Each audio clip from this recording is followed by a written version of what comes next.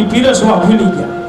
આમ હાવે રસોડામાં દેખાય એટલે અમને સારું પાપડ ખાવાનું બહુ મન છું, પણ ધીરુના સાસુ હતા કે નહીં એ યાર ભૂલી ગયા. હવે મગાય તો નહીં, મહેમાન તરીકે તાજા તાજા લગ્ન થયેલા એટલે મેં ધીરુના આમ ઠોહો કર્યો, કીધું આરા પાપડ તારી હાવું ભૂલી ગયા છે, એનો કંઈક કરવું જોઈએ. ત્યાં ધીરુ શું કે હાહુમાં આમ આવવામાં જ કાંઈ તકલીફ ન પડે, પણ કે તમારા ગામના પાદરમાં બસમાંથી ઉતર્યા ને આમ જવો લાંબો જબર આવું અવડો મોટો લાંબો અહીંથી પાપડ જેટલો લાંબો ત્યાં ઓલા એને આવું કે લે અરે પાપડ તો ભૂલાઈ ગયા, લાવો લાવો પાપડ જે આપણે મોબાઈલમાં ફોન કરીને કોલ સેન્ટરમાં કઈ પ્રશ્ન હોય તો પૂછવા માટે, એટલે મેં એને કીધું કે આ ભાઈ તને જો થોડુંક આવડે ને તારે એમ બોલવાનું કે નમસ્તે હું આપની શું સેવા કરી છું એમ કરી, અને ટૂંકમાં મેં કીધું જવાબ આપવાનો, કાંઈ વાંધો નહીં ધીરું ગોઠવાનો.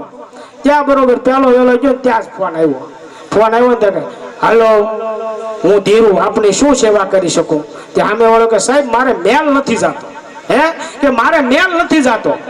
ત્યાં ધીરુ શું કે જો મિત્રો મેલ ન જાય ને તો રોજે રોજ નહીં નાવાનું, થોડોક મેલ ભેગો થવા દેવાનો, અને ઈથી ન જાય ને તો દેશી નળિયાનું ફીકરું લેવાનું અને પછી નાવાનું, તો તમારો મેલ જાહે. તે ઓલો ભાઈ કે ઈ મેલ નહીં, ઈમેલ નથી જાતો ફોન માંથી એમ. તક ઈ પછી મને ખબર ન હોય કોઈ પડેલા ને પૂછો લે